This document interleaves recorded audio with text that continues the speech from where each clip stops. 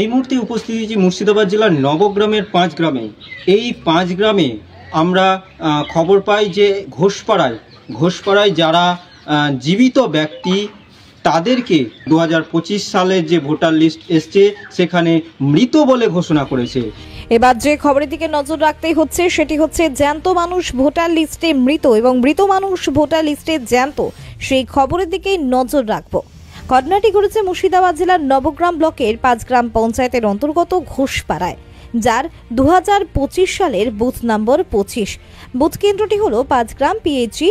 এই বুথের মহারানী ঘোষ নামের 60 থেকে 70 বছরের এক বৃদ্ধা 2025-এর ভোটার লিস্টে নাম না থাকায় চিন্তিত হয়ে পড়েছেন। তিনি 2023 সালের পঞ্চায়েত ভোট দিয়েছেন, সেই সময় তার নাম ছিল। এরপরে 2024 সালের লোকসভা ভোটে তার নাম ডিলিট করে দেওয়া হয়, যার ফলে লোকসভা ভোট দিতে পারেননি তিনি। এরপর থেকে সেই বুথের বিএলওকে তার নাম ভোটার লিস্টে তোলার জন্য কথা বললেও 2025 সালের ভোটের লিস্টে নাম আসেনি বলে সংবাদ মাধ্যমের ক্যামেরার সামনে অভিযোগ করেন। এর ফলে তিনি এসআইআর এর অ্যানুমারেশন ফর্মটি পাননি, যার ফলে মহারানী ঘোষ ভেঙে পড়েছেন, মাথায় দিয়েছেন হাত। এই বয়সে কি হবে, কোথায় যাবেন ভেবে উঠতে পারছেন না এই বয়স্ক বৃদ্ধা। অন্যদিকে ওই ভোটের লিস্টে দেখা গেল সরু ঘোষ, ধুলুবালা ঘোষদের মতো 10 বছর আগে অথবা 8 বছর আগে অনেকেরই মৃত্যু হয়ে গেছে। সেই সমস্ত ব্যক্তিদের এখনো পর্যন্ত জীবিত করে রেখে ভোটার লিস্টে নাম রেখে দিয়েছে। এখনো পর্যন্ত সেই সমস্ত ব্যক্তিদের ভোটার লিস্টে থেকে বাদ যায়নি নাম। এদের নামে এসআইআর এর অ্যানুমারেশন ফর্মগুলো চলে এসেছে, তবে এখন সেই ফর্ম বিএলও তাদের পরিবারের হাতে দেননি।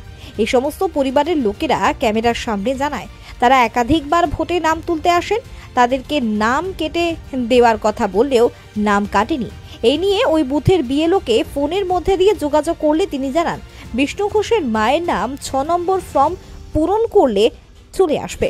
মৃত ব্যক্তিদের ক্ষেত্রে বলেন যেহেতু হয়তো কোনো কারণে নামগুলো ভোটের লিস্ট থেকে যায়নি, অফিসিয়াল ভাবে জানানো হয়েছিল, আসলে ওই সময় এতটা পরিমাণে ডেথ সার্টিফিকেট ছিল না, তাই হয়তো নামগুলো বাদ যায়নি।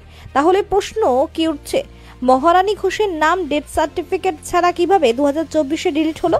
বিএলও আরো বলেন ভোট তো কেউ 2 নম্বর ভাবে দেয়নি। এখানে আবারও প্রশ্ন উঠছে, একথা তিনি কিভাবে জোর গলায় বলতে পারেন? মৃত ব্যক্তিদের নামে কেউ এতদিন ধরে ভোট দেননি, এই রাখার পেছনে কি সত্যি ভোট বাক্স বারবার জন্যই নামগুলো রেখে দেওয়া হয়েছে? সেই জন্যই উঠছে প্রশ্ন। কোন রকম ভাবে আগে মৃত হয়ে গেছে, যেমন একটা বিষ্ণু মেম্বার আছে ওর মা, এবার এর আগে কারোর নাম ছিল তারও হয়ে গেছিল, তাদের আবার নতুন করে 6 নম্বর ফর্ম ফিল আপ করে এরা আবার নতুন নামে আবার হয়ে যাবে, ঠিক আছে, এন্ট্রি হয়ে যাবে। এটার মধ্যে এটা কি মনে হয় আবার ওর এত সালের নাম ছিল, ধরেন নামটা ছিল ধরেন 2000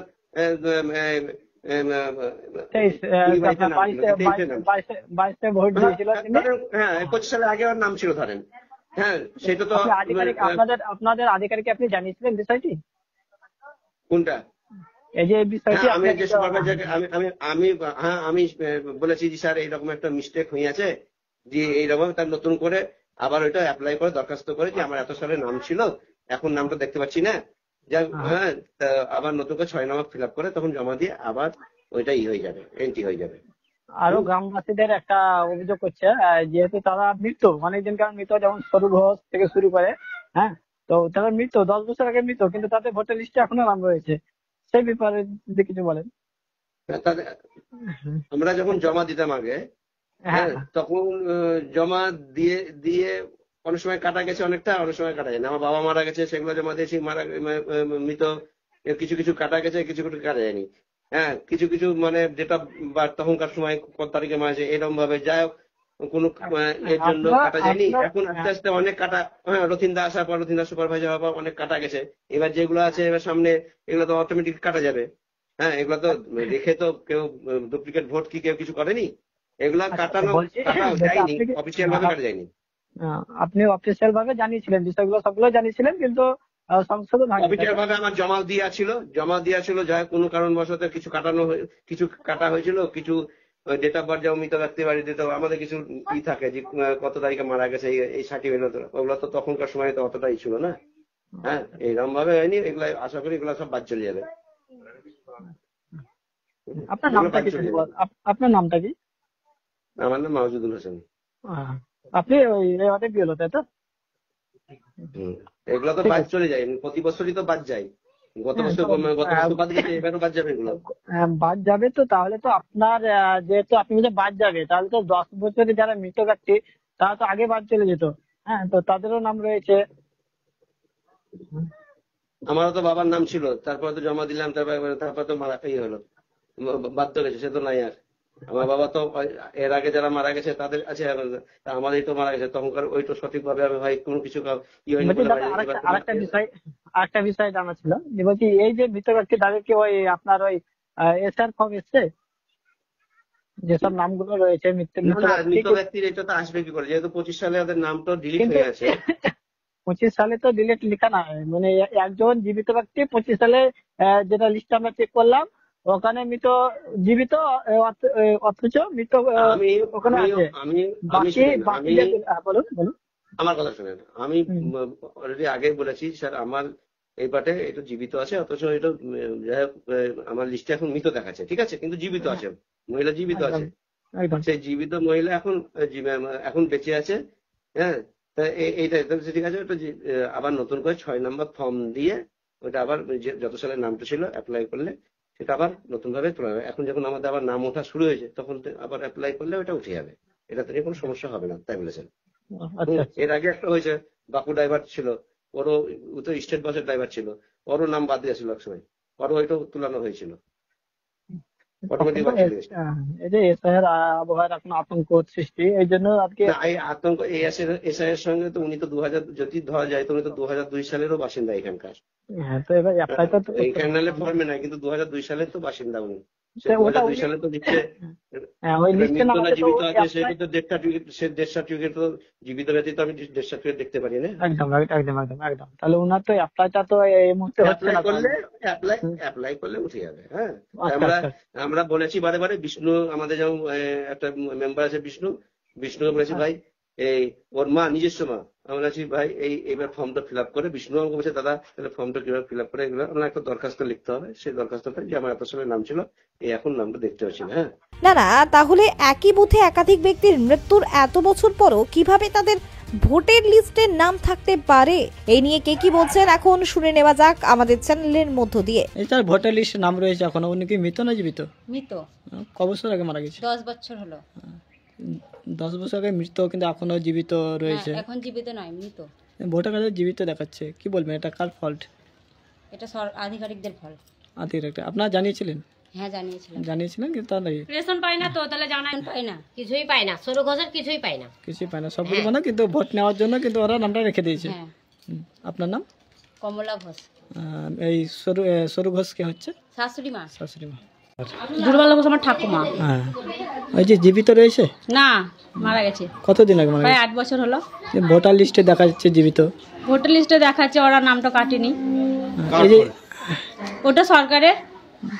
ওনার নামে কি কোনো কিছু আপনারা সরকারি সুবিধা পান? না, কোনো অনুদান পাই না আমরা। কোনো অনুদান পান না, কিন্তু ভোটের নামে?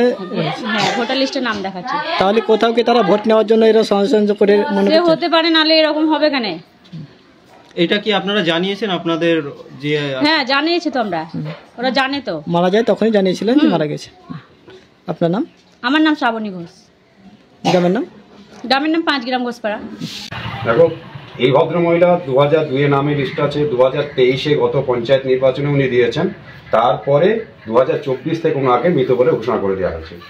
এই মুহূর্তে ওই ভদ্রমহিলা, এই যে এশার আতঙ্ক, বিভিন্ন টিভিতে যে মৃত্যু সংবাদটা আসছে, উনি এতে মৃত্যু মানে বিছানগতি হয়ে গেছেন, মৃত্যুসজ্জায় ভুগছে আপাতত।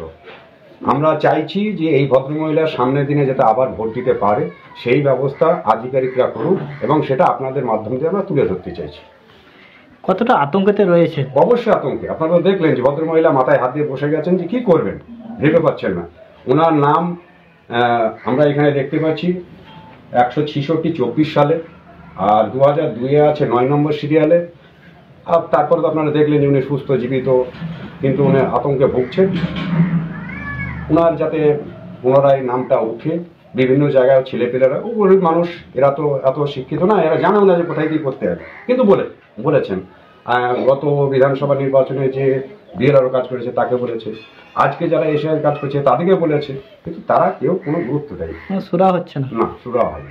এগুলো তো নির্বাচন কমিশনার দেখবে, আমরা এই ব্যাপারে কতটুকু কি করতে পারি। নির্বাচন কমিশনারকে দেখা উচিত যে অনেকগুলি নাম মৃত 3 বছর 4 বছর 10 বছর আগে মারা গেছে, অথচ এখানে লিস্টে নাম আছে আমি দেখতে পাচ্ছি। সেটা আপনারা দেখলে দেখতে পারেন, সেই লিস্টের নাম্বারগুলো আমরা বলে দিচ্ছি। এই যে যেমন 10 বছর আগে মারা গেছে একজন মহিলা, এর নাম হচ্ছে সরু ঘোষ। 2024 সালে 142 নম্বরে তার নাম, 10 বছর আগে মারা গেছে, অথচ তার নাম এখানে আছে।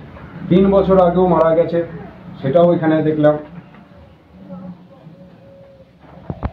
হ্যাঁ, কিউ ঘোষ 168 সিরিয়াল নাম্বার, ওনার 24 সালেও নাম দেখাচ্ছে, কিন্তু ইনিও দীর্ঘদিন আগে মারা গেছেন। একটা সুস্থ জীবিত মানুষ নাম রাখতে পারছে না, অথচ মরা মানুষের নাম এখানে থেকে গেছে। তাহলে ভোটার লিস্ট সংশোধন হচ্ছে না? হয়নি, এক কথাই হয়নি, শুদ্ধ হয়নি। তাই তো এখন যা দেখতে পাচ্ছি যে একজন জীবিত মানুষ ঘুরে বেড়াচ্ছে, অত তার নাম নাই, আর যারা 10 বছর আগে মারা গেছে তাদের নাম আছে। তাহলে শুদ্ধ করে দরকার আছে।